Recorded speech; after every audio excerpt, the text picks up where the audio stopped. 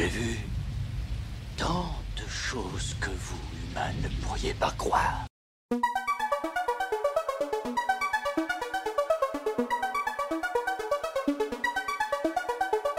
Salut les fans de fiction et bienvenue dans ce nouvel épisode de notre podcast dédié à la littérature de science-fiction. Je suis Olivier et je vous accompagne comme à chaque fois à la découverte d'un autre roman de science-fiction. Aujourd'hui, c'est un auteur qui a eu un énorme succès avec ce roman. Nous allons le plonger dans l'univers fascinant des fourmis, et oui, les petits insectes, avec Bernard Werber, un voyage extraordinaire au cœur d'un monde que nous côtoyons chaque jour, sans vraiment le connaître, ni y prêter vraiment attention, celui des fourmis. Préparez-vous à découvrir les secrets et les merveilles de cet ouvrage captivant. Les fourmis, eh bien, c'est un roman, une belle histoire, écrit par l'auteur français Bernard Werber, publié en 1991. Ce livre est le premier d'une trilogie suivie par Le Jour des fourmis et La Révolution des fourmis. À travers une narration à double perspective, Werber nous invite à explorer la vie des fourmis et celle des humains qu'elles côtoient, tout en tissant des liens entre ces deux mondes, apparemment séparés. L'histoire commence avec Jonathan Wells, un scientifique qui hérite d'une maison, celle de son oncle Edmond. En explorant la cave, il découvre un mystérieux passage qui semble mener à un autre monde. Parallèlement, nous suivons l'histoire de 327e, une fourmi ouvrière au sein de la colonie de Belocan. Ces deux récits se croisent et s'entremêlent, nous offrant une vision unique et immersive de la vie au sein d'une fourmilière. Ce roman ne se contente pas seulement de raconter une histoire d'insectes. Il ouvre une fenêtre sur un univers parallèle tout en nous invitant à réfléchir sur notre propre existence et les interactions possibles mais invisibles avec nos amis insectes, fourmis. En explorant la société justement des fourmis, Werber jette donc un regard critique sur la société humaine, ses valeurs, ses faiblesses et ses forces. Werber nous plonge dans la complexité de la société des fourmis, une civilisation millénaire avec ses propres règles, sa hiérarchie, ses technologies. Oui, il y a de la technologie au sein des fourmilières. Ce microcosme est décrit avec une précision scientifique, tout en étant rendu accessible et fascinant pour le lecteur que nous sommes. La société des fourmis est un reflet déformé de la nôtre, avec ses forces et ses faiblesses également. La cité fourmilière de Bel-Aucan est un modèle de société organisée, où chaque individu a un rôle précis à jouer. Les ouvrières, les soldats, les reines et les exploratrices, chacun contribue au bon fonctionnement de la colonie. Cette organisation rigoureuse et efficace contraste souvent avec le chaos apparent de la société humaine, où les rôles et les responsabilités peuvent être flous et souvent mal définis. On ne trouve pas forcément notre place lorsque nous sommes humains, mais chez les fourmis, tout le monde sait où est la sienne. La société des fourmis est également marquée par une absence presque totale d'individualisme. L'intérêt collectif prime avant tout, toujours sur l'intérêt individuel. Cette caractéristique pose une question fondamentale sur la nature de nos propres sociétés. Jusqu'à quel point sommes-nous prêts à sacrifier notre individualité pour le bien commun? Cette réflexion est particulièrement pertinente dans le contexte actuel où les débats sur la solidarité et l'intérêt collectif sont plus que jamais d'actualité. Un des thèmes centraux du livre est donc la communication tant entre les fourmis qu'entre les humains et les fourmis. Les fourmis utilisent des phéromones pour transmettre des messages complexes, un système de communication chimique très sophistiqué qui contraste évidemment avec notre utilisation du langage, parfois maladroite. Cette exploration des modes de communication met tout de suite en lumière les limites et les possibilités de notre propre manière de partager les informations avec autrui. Le système de communication des fourmis, quant à lui, est incroyablement efficace et plutôt précis. Chaque phéromone a une signification spécifique, permettant aux fourmis de transmettre des informations détaillées sur la localisation de la nourriture, sur les éventuels dangers et les besoins de la colonie. Ce mode de communication, bien que très différent d'une autre, nous montre l'importance de la clarté et de la précision dans les échanges d'informations pour qu'il n'y ait jamais de quiproquo. D'autre part, le livre explore également les tentatives de communication entre les humains et les fourmis. Jonathan Wells, le protagoniste humain, et ses collègues essaient de comprendre et de décoder les messages des fourmis, cherchant des moyens d'établir un dialogue interespèces. Cette quête est à la fois scientifique et philosophique, soulevant immédiatement des questions sur la possibilité et la valeur de la communication avec des formes de vie radicalement différentes. Werber souligne également l'interdépendance des espèces et l'importance de chaque créature dans l'équilibre de l'écosystème. Les fourmis, bien que petites et souvent négligées, jouent un rôle crucial dans notre environnement. Ce thème résonne particulièrement avec notre époque, où la biodiversité est constamment menacée, rappelant que chaque espèce, aussi insignifiante soit-elle, à nos yeux, a sa place et sa valeur. La biodiversité est essentielle pour la stabilité et la santé des écosystèmes qui nous entourent, vous le savez aussi. Les fourmis, mais aussi les abeilles et d'autres insectes, jouent des rôles cruciaux dans la pollinisation des plantes, la décomposition des matières organiques et le maintien de l'équilibre global écologique. La disparition de ces espèces pourrait entraîner des conséquences catastrophiques pour nous, pour l'homme. Les abeilles, par exemple, sont responsables de la pollinisation de nombreuses cultures alimentaires. Leur déclin menacerait la production de fruits, de légumes et autres plantes essentielles à notre alimentation. Les fourmis, quant à elles, aèrent les sols, dispersent les graines et contribuent à la décomposition des matières organiques, enrichissant ainsi le sol en nutriments pour que les plantes puissent y pousser. Sans ces insectes, les écosystèmes deviendraient beaucoup moins productifs et surtout moins résilients, menaçant la sécurité alimentaire et la stabilité environnementale globale. En d'autres termes, c'est une menace sur la survie de l'homme et du monde végétal. La perte de cette biodiversité mettrait en péril non seulement la nature, mais aussi la survie et le bien-être de l'humanité. Rendez-vous compte que ces petits êtres que nous n'aimons pas voir à la maison nous permettent de simplement vivre. Le rôle écologique des fourmis est donc essentiel et leur disparition aurait des conséquences catastrophiques pour de nombreux autres organismes encore. Werber utilise d'ailleurs cet exemple pour nous rappeler que chaque espèce, aussi petite soit-elle, a une valeur intrinsèque et contribue à l'équilibre global de la nature. Cette idée d'interdépendance nous invite à nous pencher sur notre propre rôle dans l'écosystème. En tant qu'espèce dominante, les humains ont une responsabilité toute particulière envers les autres formes de vie. Notre impact sur l'environnement est donc immense et il est crucial de reconnaître notre interdépendance avec le reste de la nature. Ce thème est essentiel à l'heure où les crises environnementales se multiplient et où la préservation de la biodiversité est plus que jamais un enjeu vital que beaucoup préfèrent ne pas considérer comme tel. Les conférences des parties, les COP, comme la COP 21 à Paris ou la COP 18 à Doha, ont souvent été des moments cruciaux pour aborder les enjeux environnementaux globaux. Malgré les progrès significatifs réalisés sur certains sujets, les récents reculs et compromis dans les décisions de ces conférences montrent à quel point il est difficile de concilier les intérêts économiques et environnementaux à une échelle mondiale. Les crises environnementales telles que le changement climatique, la déforestation et la perte de biodiversité se multiplient. Pourtant, beaucoup préfèrent encore ignorer l'urgence de la situation, qui n'est même plus un état d'urgence, mais un état dans un besoin de protection immédiat. Et cet état de fait vient des décisions hésitantes et les retours en arrière des différentes COP qui reflètent cette difficulté à agir de manière collective et décisive pour préserver simplement la vie sur notre planète. La préservation de la biodiversité et la reconnaissance de notre responsabilité envers les autres espèces ne sont plus des options, mais des nécessités vitales.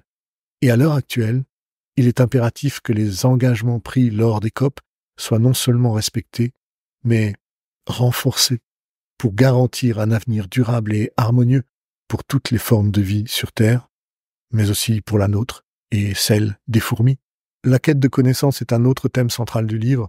Les personnages tant humains que fourmis cherchent à comprendre leur monde et à repousser les frontières de leur savoir.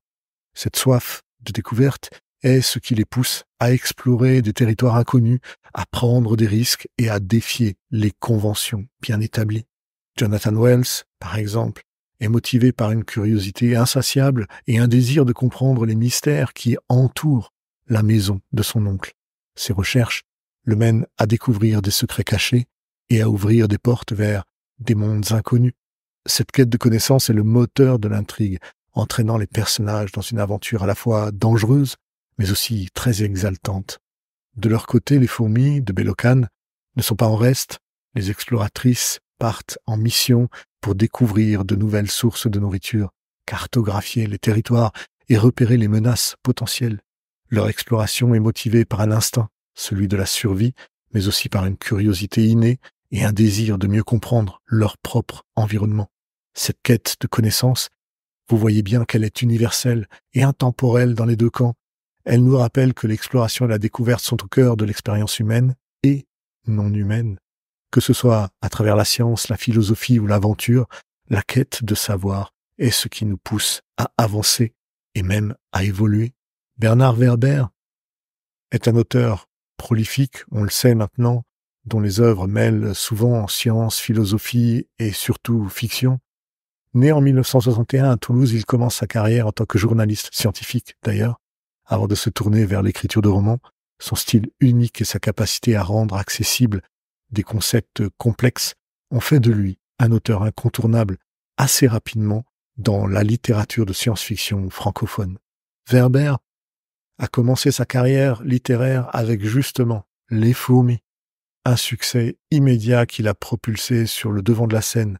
Son style narratif très particulier, qui combine des éléments de science, de philosophie et de fiction, a captivé tous ses lecteurs et même ses critiques. Depuis lors, il a écrit de nombreux autres romans explorant des thèmes variés tels que la vie après la mort, les thanatonautes, les origines de l'humanité, le père de nos pères, et les mondes parallèles, le papillon des étoiles. On est sur un auteur d'exception, comme on peut l'être par exemple Alain Damasio, Florian Soula ou encore Émilie Kerbalek, à mon sens. L'impact de Werber sur la science-fiction est indéniable. Ses œuvres ont popularisé des concepts scientifiques complexes et ont encouragé une réflexion profonde sur la nature de l'humanité et sur notre place dans l'univers, dans l'environnement.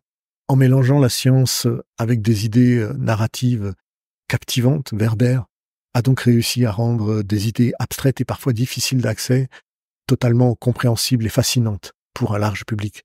Et j'en fais partie, j'avoue, oui. La philosophie de Werber est donc marquée par une curiosité insatiable et un profond respect pour la vie sous toutes ses formes. Ses livres nous invitent à réfléchir à notre existence, à notre place dans le monde et à notre relation avec les autres espèces. Il utilise souvent ces histoires pour poser des questions philosophiques et encourager ses lecteurs à adopter une perspective plus large et plus holistique de la vie, à simplement s'élever spirituellement sur des sujets qui devraient nous interroger quotidiennement. Les fourmis nous poussent donc à réfléchir sur notre propre société à travers le prisme de la société des fourmis. Werber nous montre que malgré nos différences apparentes, nous partageons des similitudes étonnantes avec ces créatures. Le livre nous invite donc à reconsidérer notre perception des insectes et à adopter une vision plus humaniste de la vie sur Terre. La société des fourmis nous enseigne plusieurs leçons importantes sur notre propre organisation sociale, la coopération et même sur l'efficacité collective. En observant comment les fourmis fonctionnent en harmonie pour le bien de la colonie, nous pouvons nous aussi tirer des enseignements précieux pour améliorer notre propre manière d'échanger avec nos semblables. Les fourmis sont des maîtres de la coopération. Chaque membre de la colonie a un rôle précis, je vous le disais tout à l'heure, et travaille sans relâche pour le bien commun.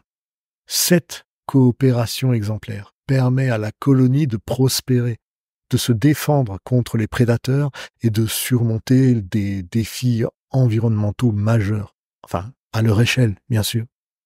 En total contraste, les sociétés humaines sont souvent marquées par des conflits d'intérêts, des rivalités et un manque flagrant de coordination. Les fourmis nous rappellent donc que l'unité et la coopération peuvent conduire à de plus grandes choses, à avoir plus d'efficacité et à une meilleure résilience face aux difficultés quelles qu'elles soient. Les fourmis démontrent également une incroyable résilience. Leur survie dépend forcément de leur capacité à s'adapter rapidement à de nouvelles situations, qu'il s'agisse de trouver de nouvelles sources de nourriture ou de se défendre contre des envahisseurs. Cette résilience est un trait que nous pourrions développer également, davantage d'ailleurs, dans nos propres vies, tant sur le plan individuel que collectif. Un autre aspect fascinant dans la société des fourmis, décrite par Werber, est leur gestion efficace des ressources. Elles optimisent à l'extrême l'utilisation de la nourriture, par exemple, construisent des structures complexes avec des matériaux limités et maintiennent un équilibre écologique au sein même de leur habitat. En comparaison, nos sociétés humaines sont souvent marquées par le gaspillage, la surconsommation et une exploitation excessive des ressources naturelles. Le message de Werber est donc de nous inciter à adopter des pratiques plus durables et à gérer nos ressources avec davantage de soin et de respect. Il y a donc une morale dans cette histoire. Et la morale des fourmis est une leçon d'humilité et de respect pour toute forme de vie sur notre terre et ailleurs. Le livre nous rappelle que chaque être, peu importe sa taille et son apparence, a un rôle à jouer dans le grand schéma de la vie. Il nous encourage à être curieux, à explorer le monde avec un esprit ouvert et à reconnaître la valeur intrinsèque de chaque créature.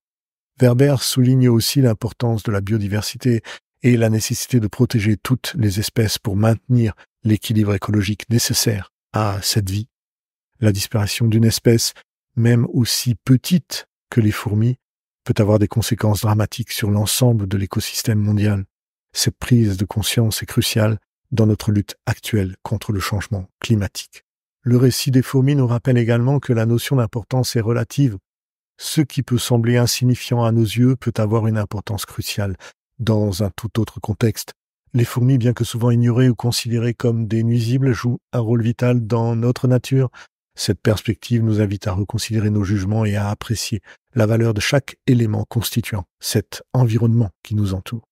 Jonathan Wells et les fourmis exploratrices sont donc animés par un désir de découvrir et de comprendre leur monde. Cette quête de connaissance est une invitation à ne jamais cesser d'apprendre et à toujours rester ouvert à de nouvelles idées, à de nouvelles perspectives. Elle nous encourage à regarder au-delà de nos préjugés et à embrasser la diversité de la vie. Cela vaut pour les fourmis, mais aussi pour nos relations quotidiennes. Saviez-vous que pour écrire Les fourmis, Bernard Werber a mené plusieurs recherches plutôt approfondies sur ces insectes et leur comportement? Il a dû donc faire preuve de résilience, mais aussi de s'associer avec des spécialistes. Il a consulté de nombreux experts en myrmécologie, l'étude des fourmis, et a étudié de nombreux ouvrages scientifiques pour s'assurer de l'exactitude de ces descriptions. Cette rigueur scientifique transparaît dans le livre et lui donne toute sa crédibilité, ce qui enrichit l'expérience vraiment du lecteur. Werber utilise souvent aussi des analogies entre les fourmis et les humains pour souligner des aspects de notre propre culture. Par exemple, il compare la structure hiérarchique des fourmis à celle de nos institutions politiques et économiques. Ces parallèles offrent une perspective provocante, oui, sur nos propres systèmes sociaux qui ne fonctionnent pas du tout bien et qui ne prennent pas de bonnes décisions. L'un des aspects les plus fascinants du livre est la description des technologies que les fourmis mettent en œuvre également. Werber imagine dans son livre des dispositifs sophistiqués que les fourmis utilisent pour naviguer, communiquer et construire leur nid, leur fourmilière. Ces inventions sont basées sur des comportements réels, observés chez les fourmis, mais poussés à un niveau de complexité qui les rend presque un peu futuristes, comme si nous y voyions une évolution de cette espèce dans un futur proche, peut-être. Le livre explore également la capacité des fourmis à s'adapter et à survivre dans des conditions plutôt extrêmes. Werber décrit des situations où les fourmis doivent faire face à des défis environnementaux et comment elles utilisent leur ingéniosité collective pour surmonter tous ces obstacles. Ces descriptions mettent en lumière la résilience et la créativité de ces insectes, des qualités que nous pouvons également apprécier, heureusement, chez nous, les êtres humains. Le récit a eu un impact culturel significatif à sa sortie, c'est indéniable, et même au-delà de sa sortie, inspirant non seulement nous, les lecteurs, mais aussi des scientifiques et des artistes. Le livre a popularisé l'étude des fourmis et a incité de nombreux lecteurs à s'intéresser davantage à ces insectes fascinants. De plus, il a influencé des œuvres de fiction et des projets artistiques qui explorent les thèmes de la société et de l'interdépendance de l'espèce. En relisant Les Fourmis, j'ai vraiment eu l'impression que certains textes ont influencé Bernard Werber dans son écriture, même s'il n'en parle pas vraiment. Tolstoï, Dawkins et Descartes ont dû même inconsciemment guider sa plume, à mon avis. L'univers fascinant que Bernard Werber a créé dans Les Fourmis est intéressant, justement, sur les influences qui ont façonné son écriture. Werber, avec son approche unique, a puisé dans diverses sources d'inspiration, c'est certain, pour donner vie à cet univers complexe et captivant. Je pense que l'un des auteurs qui a influencé Bernard Werber est Léon Tolstoï. Tolstoï, avec ses œuvres épiques comme Guerre et paix et Anna Karénine, est reconnu pour sa capacité à créer des mondes immersifs et à explorer les dynamiques sociales complexes. Werber a certainement été admiratif de la manière dont Tolstoï plonge dans les interactions humaines et dépeint les sociétés de manière riche et détaillée. Cette influence est presque palpable dans Les Fourmis, où Werber crée une société de fourmis aussi complexe et nuancée que les sociétés humaines décrites par Tolstoï. Un autre auteur qui a dû avoir de l'influence, une influence majeure, je pense, pour Werber, est le biologiste et éthologue Richard Dawkins, particulièrement avec son livre « Le gène égoïste ». Dawkins explore les motivations biologiques derrière les actions des êtres vivants, en se concentrant sur les rôles des gènes dans l'évolution et le comportement. Werber intègre cette perspective scientifique dans Les Fourmis, décrivant avec précision le comportement des insectes en termes de survie et de reproduction. La rigueur scientifique et l'approche biologique de Dawkins donnent de la crédibilité et de la profondeur aux descriptions de Werber, rendant son récit à la fois informatif et surtout captivant. Enfin, la philosophie de René Descartes a certainement influencé Bernard Werber. Descartes, avec ses réflexions sur la nature, de la réalité et de la connaissance, lui a permis d'explorer des questions philosophiques profondes à travers la narration. Dans Les Fourmis, Werber ne se contente pas de raconter une histoire d'insectes, il invite également le lecteur à réfléchir sur des concepts plus larges comme la communication, la mise en place d'une société et la nature de la vie. Les dialogues et les situations dans le livre incitent à une introspection philosophique, un hommage direct à l'influence de Descartes sur les récits de Werber. Mais au-delà de toutes ces influences, il y a aussi l'impact du récit qu'a écrit Bernard Werber, qui s'étend bien au-delà du monde littéraire, influençant également des domaines artistiques et narratifs différents. Voici d'ailleurs quelques œuvres qui se sont inspirées de ce roman emblématique. Il y a ce film d'animation Lucas Fourmi malgré lui, The Ant Bully en anglais dans sa forme originale, est un film d'animation qui suit un jeune garçon rétréci à la taille d'une fourmi et qui découvre le monde des fourmis. Bien que ce film soit destiné à un jeune public et présente le monde de la fourmilière sur un ton plutôt léger, il s'inspire des fourmis de Bernard Werber dans sa manière de rendre les fourmis intéressantes et complexes. Le film explore les interactions sociales de cet univers, leur mode de vie et leur organisation de manière similaire, rendant hommage à son travail en introduisant ces thèmes à une nouvelle génération de spectateurs. Il y a eu aussi un jeu vidéo, Empire of the Ant, un jeu vidéo qui s'appelle en français Les Fourmis, de stratégie en temps réel, basé sur le roman de Bernard Werber. Concrètement, le jeu permet aux joueurs de contrôler une colonie de fourmis en gérant des ressources, en construisant des structures et en combattant des ennemis.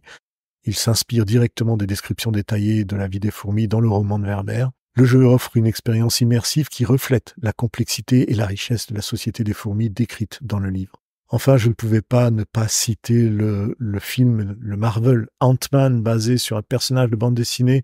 Le film explore des thèmes similaires à ceux du livre. Le personnage principal, Scott Lang, utilise la technologie qui lui permet de rétrécir à la taille d'une fourmi et de communiquer avec elle. Le film met vraiment en avant l'intelligence et l'organisation des fourmis, des éléments que Werber a explorés de manière approfondie. Ant-Man nous présente une vision fascinante où la coopération interespèce et l'interdépendance est complètement immersive et inspirée par des œuvres comme celle de Bernard Werber. Enfin, je peux également vous parler de Microcosmos, le peuple de l'herbe, qui est un documentaire français qui explore le monde des insectes et autres petites créatures dans leur habitat naturel. Bien que ce documentaire soit plus axé sur la réalité et la science, il partage avec les fourmis le même émerveillement et la même fascination pour le microcosme. Les techniques de prise de vue rapprochées permettent de découvrir la vie des insectes sous un angle nouveau, semblable à l'immersion dans le monde des fourmis proposée par Werber. Le documentaire souligne également l'importance écologique de ces petites créatures, un thème central que j'ai évoqué tout à l'heure et que l'on retrouve dans l'œuvre de Bernard Werber. Ces œuvres, toutes ces créations, montrent comment l'influence du livre Les fourmis de Bernard Werber s'étend au-delà de la littérature, touchant des domaines aussi variés que le jeu vidéo, on l'a vu, les films de super-héros et les documentaires naturalistes. Elles reprennent et développent les thèmes de coopération, d'organisation sociale et d'interdépendance que Werber a si magistralement explorés et les introduisent à de nouveaux publics sous des formes diverses et même très innovantes. Je ne pouvais terminer ce podcast sans parler des chroniques de Mars et les fourmis qui partagent une structure narrative fragmentée où différentes histoires et perspectives se combinent pour créer une vision cohérente et immersive d'un monde. Mais là où Bradbury explore la colonisation de Mars à travers une série de vignettes qui dévoilent les espoirs, les peurs et les rêves des colons, de même Werber utilise le récit entrecroisé pour tisser une tapisserie complexe de la vie des fourmis et de la vie humaine. Les deux œuvres aborde également les thèmes de l'exploration et de la colonisation, mais avec des perspectives différentes. Bradbury se concentre sur les implications culturelles et éthiques de la colonisation de Mars, tandis que Werber explore la coexistence et l'interaction entre des espèces différentes sur Terre. Les deux auteurs posent des questions profondes sur l'humanité, la responsabilité et l'impact de nos actions sur d'autres formes de vie. Mais ce qui est intéressant, c'est qu'elle explore surtout les mêmes thèmes, mais dans un cadre totalement opposé, celui du microcosme des fourmis et du macrocosme de l'espace. Eh bien, ce livre est bien plus qu'un simple roman de science-fiction. C'est une exploration transcendante de la société, de nos façons de communiquer et de notre relation avec le monde naturel qui nous entoure. À travers des personnages mémorables et des descriptions détaillées, Werber nous invite à voir le monde sous un angle nouveau et à reconsidérer notre place dans un écosystème global.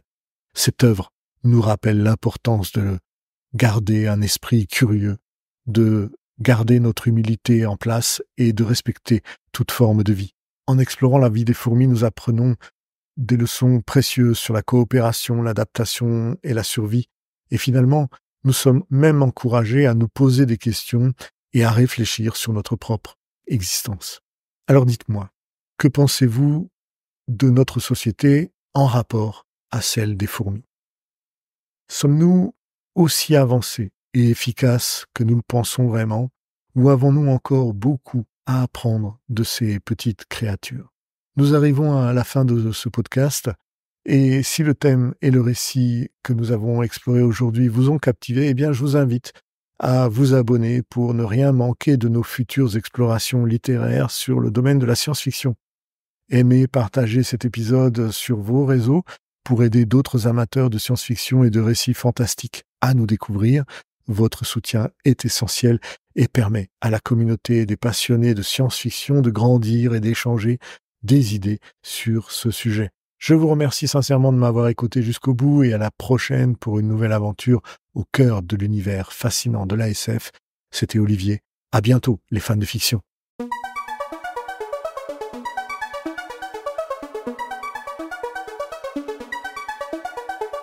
J'ai vu tant de choses que vous, humains, ne pourriez pas croire.